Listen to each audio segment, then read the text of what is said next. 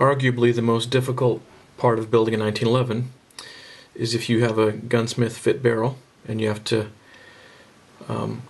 cut, in particular the lower lug down in there is the most challenging part to form properly. You've got to worry about the link, you've got to worry about the shape of the lower lug, you've got to worry about how it impacts the frame bridge here. The link's only purpose, remember, is when you fire the gun and the slide and barrel begin to move rearward together, the link pulls the barrel down out of battery. You can see it moving down right there.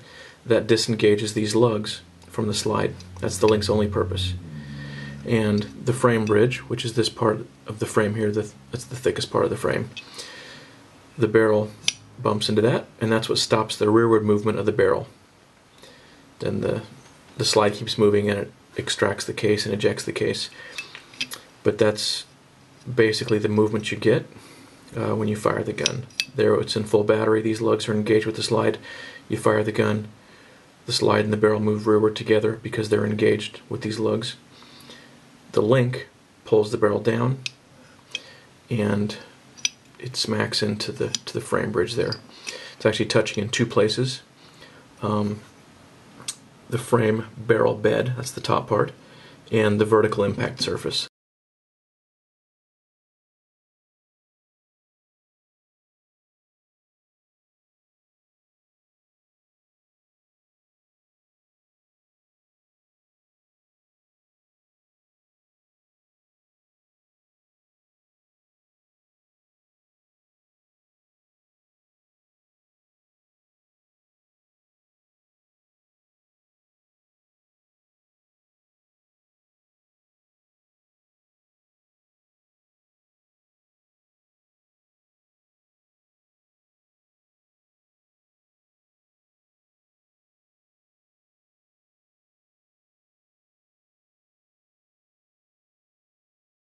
But there's a lot going on there, and there's a lot of relationships that need to be just right. And if you're hand fitting the barrel, there's quite a few complexities to understand. When the barrel strikes the frame bridge there, it's moving at about a 40-degree angle. It's moving approximately in this direction, at about 40 degrees.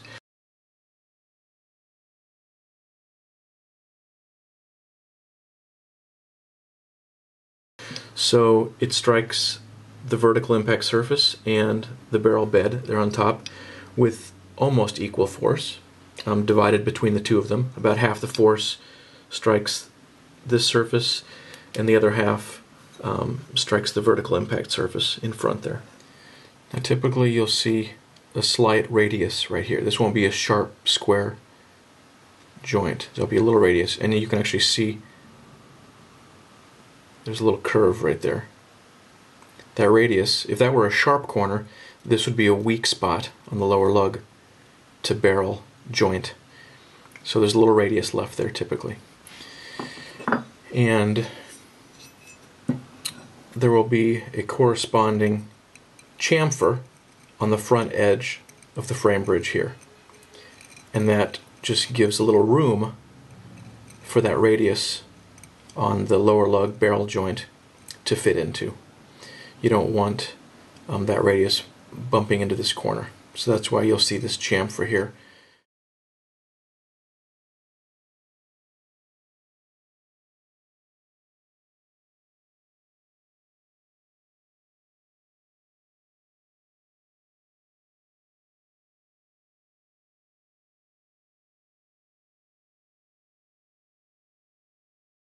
Now there are basically three ways that the rear surface of the lower lug, which is this surface right here, can strike the frame. First, you could just have the feet of the lower lug, just these tips here, hit the vertical impact surface. Now you can see these are kind of a weak spot. There's not a lot of material there. So if just the feet hit, that puts a lot of leverage on the lower lug.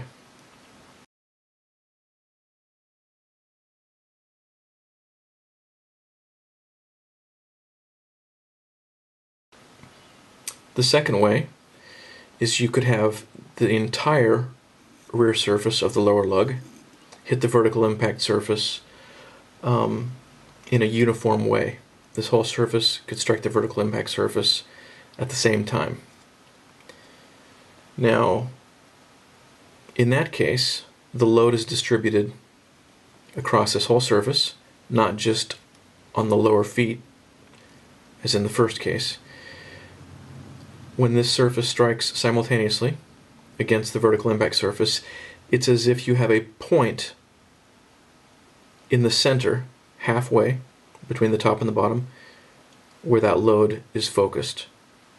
The result, or in essence, the load is pushing at the halfway point if it strikes evenly across the whole surface. Obviously that is less leverage than if the lug is striking the vertical impact surface only here at the bottom.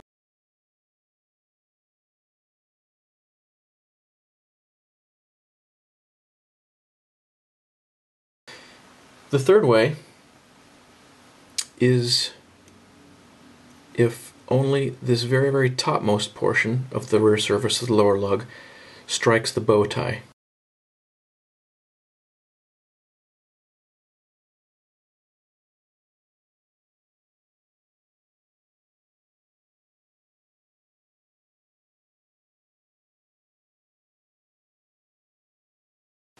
The main thing to take away from this is that these feet are a weak point, and if just the lower tips of the rear surface of the lower lug strikes the vertical impact surface, these can break. That's a weak point.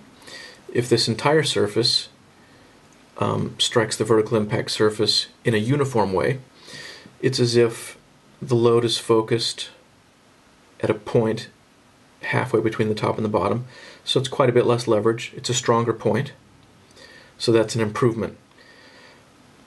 The strongest is if only this very topmost portion strikes the bow tie.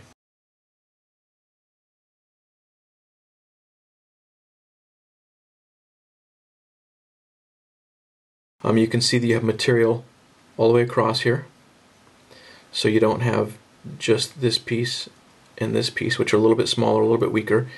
You've got material all the way across. Now granted, the material doesn't go all the way to the front. That material actually curves up like this, so it's only a little bit of extra material at the rear here, but it still is the maximum material across here, and the force is directed straight along the barrel. It's a shearing force, almost exactly parallel to the barrel, and you've got this long joint here between the lower lug and the barrel, so this is a strong point.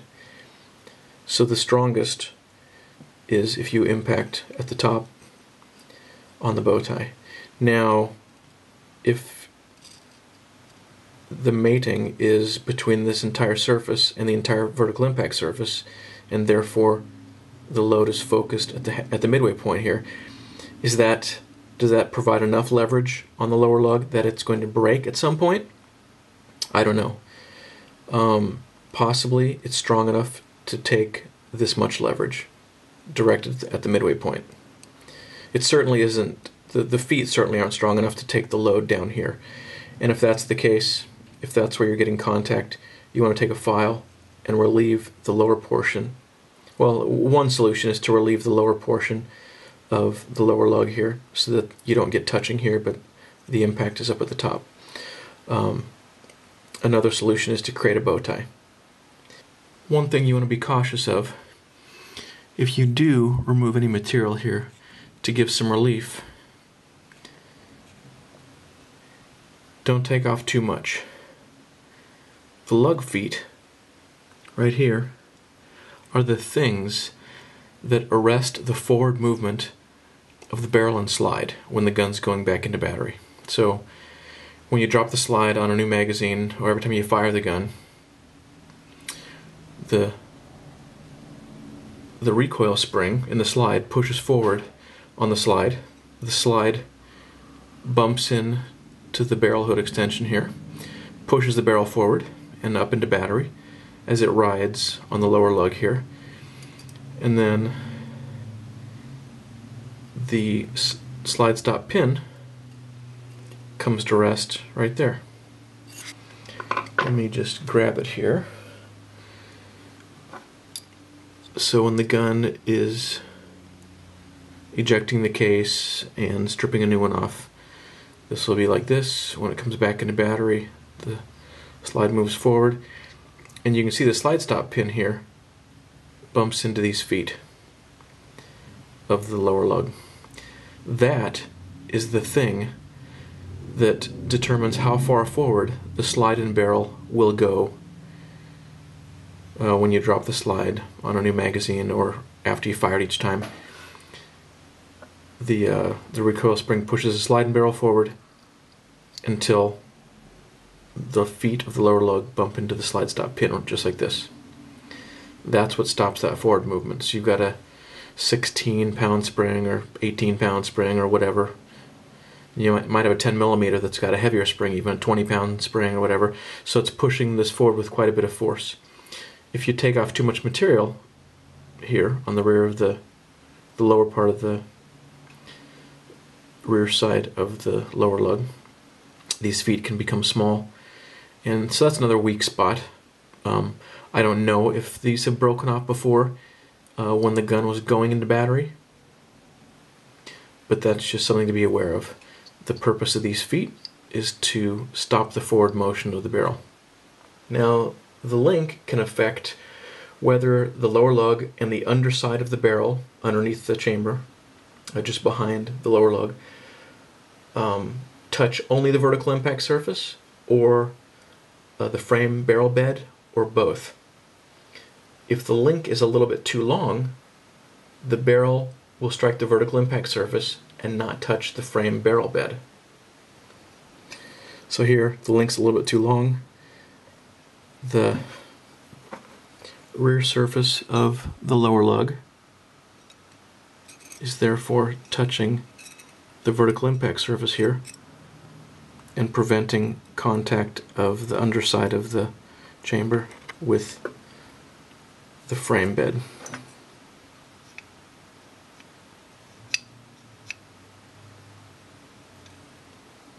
Now, some people say the lower lug should hit the vertical impact surface slightly before the underside of the chamber hits the barrel bed, even that the underside of the chamber doesn't have to touch the barrel bed, and that if both hit simultaneously, in other words, the link length is such that the rear surface of the lower lug hits the vertical impact surface at the same exact time as the underside of the chamber hits the frame barrel bed, that there'll be stretching of the lower lug. Now, I don't know how that person who said that knows that. Maybe they've done testing enough so that they can distinguish between a case where that's happening and one where it's not. But that's what they said. So their argument would be that those surfaces should not hit simultaneously, which, frankly, is what I would have guessed would be optimal, since it would perfectly, or almost perfectly, divide the force between the two surfaces.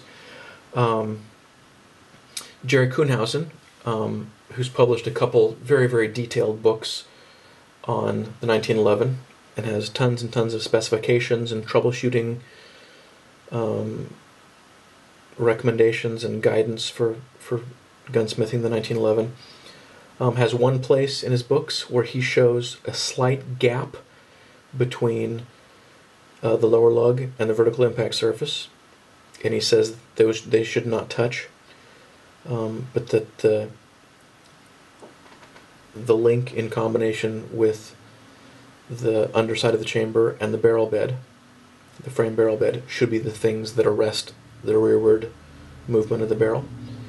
He's got another section, though, in his books where he does show a bow tie, which would lead you to believe that that he's saying there should be contact between the lower lug and the vertical impact surface. Some people do say that there are things that Jerry Kuhnhausen says in his books that are bad or wrong. That's one thing that's interesting in life, I guess, is lots of people tell you different things. One person may seem like they know what they're talking about. Someone else will say that they're an idiot and that they don't know anything. So I'm not preaching any of these things as gospel, just trying to relay the things that I've learned in my research and try to explain all the information in a clear way. One other point I should make about the link length. So the link length does not affect only how the frame arrests the rearward, downward movement of the barrel, but it also can limit how much engagement you've got between the barrel lugs and the frame lugs and slots. If the link is too short, of course the lower lug would need to be short enough to accommodate it, but that combination means you have less engagement of the barrel and slide lugs. On the flip side, if the link's too short, and it's not that easy to see, but the underside of the barrel, just underneath the chamber, will come to rest on the frame barrel bed prior to the rear surface of the lower lug touching the vertical impact surface. It's a little bit harder to see, but you can imagine it. And then also, those things also would affect how much room you have here. This shorter link gives you more space right here. The longer link can cause this edge of the chamber to be too close to this lip of the frame's feed ramp. And the specification in Jerry Kuhnhausen's book calls for about a 32nd of an inch right here. And if it's shorter than that, it can cause feed problems. I think I heard someone say that it can be longer, but that it should be at least 1/32. But the point is, in this case, that the length of the link affects that distance, and it controls whether the bottom rear portion of the barrel strikes the vertical impact surface first, or the frame bed first, or strikes them both simultaneously. One final point. The surface of the lower lug needs to be really smooth. The curved area needs to be smooth, and needs to be a smooth radius. If it's not, then as the slide starts to push the barrel forward and the barrel makes contact with the slide stop pin, that impact can cause deformation or damage on the slide stop pin, and that's called barrel bump. Of course, one way to fix that is just to have that interface perfect, have the lower lug very smooth and have the curve perfect. And as I mentioned earlier, some folks like the idea of the initial upward movement of the barrel being due to the link and then handing it off to the lower lug as it moves a little further. Apparently that's a fine way to do it from what some folks have said. But either way, that transition of the barrel moving forward and upward to go into battery needs to be smooth. And if it's not, the lower lug can smack into the slide stop pin abruptly and damage the slide stop. And eventually the slide stop pin can break, or maybe some other things can break too, but watch out for the two marks. Watch out for two marks that could be left by the lower lug, the two halves of the lower lug, smacking into the slide stop pin, because that's bad, and eventually metal can fail if you have that happening. So again, this is just a bunch of information that I've learned doing some research after messing up my gun. So if your gun comes with a bow tie, leave it. If it doesn't, watch out for contact on the lower portions of the lug, the lug feet. You can relieve those, or most people seem to recommend relieving the vertical impact surface with an end mill to create a bow tie. So anyway, I hope all this information's been helpful and helps you understand how things are working a little bit and helps get you a little bit closer to being able to be a good 1911 gunsmith.